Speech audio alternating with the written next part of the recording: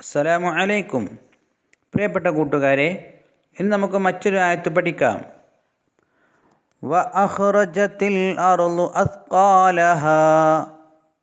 അവിടെ ഒന്നാമത്തെ അക്ഷരം വ, ചുവപ്പ് നിറത്തിൽ അ, നീല നിറത്തിൽ ഹ്, മഞ്ഞ നിറത്തിൽ റ, പച്ച നിറത്തിൽ ജ, ചുവപ്പ് നിറത്തിൽ തി. വ അഖ്റജതി. അതിനുശേഷം നീല നിറത്തിൽ അലിഫ്, വൈലറ്റ് നിറത്തിൽ ലാമ്, ലാമിന് സുക്കൂന്. അതിനുശേഷം ആ, ചുവപ്പ് നിറത്തിൽ റാ, റായിന് സുക്കൂന്. നീല നിറത്തിൽ ലൂ, അൽ അർളു. അതിനുശേഷം മഞ്ഞ നിറത്തിൽ അ, പച്ച നിറത്തിൽ ത്, ചുവപ്പ് നിറത്തിൽ ഖ, നീല നിറത്തിൽ അലിഫ്, മഞ്ഞ നിറത്തിൽ ല, പച്ച നിറത്തിൽ ഹ, ചുവപ്പ് നിറത്തിൽ അലിഫ്. അസ്ഖാലഹ.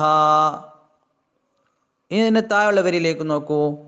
വ അഖ്റജതി. അവിടെ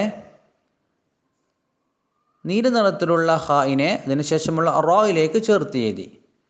പച്ച നിറത്തിലുള്ള ജീമിനെ അതിനുശേഷമുള്ള തായിലേക്ക് ചേർത്ത് എഴുതി. കൂട്ടി വായിക്കേണ്ടത് വ അഖ്റജതി, വ അഖ്റജതി. അൽ അർളു. അവിടെ വരച്ച് നിറത്തിലുള്ള ലാമിനെ അതിനുശേഷമുള്ള അലിഫിലേക്ക് ചേർത്ത് എഴുതി. അൽ അർളു. അസ്ഖാലഹ. അവിടെ പച്ച നിറത്തിലുള്ള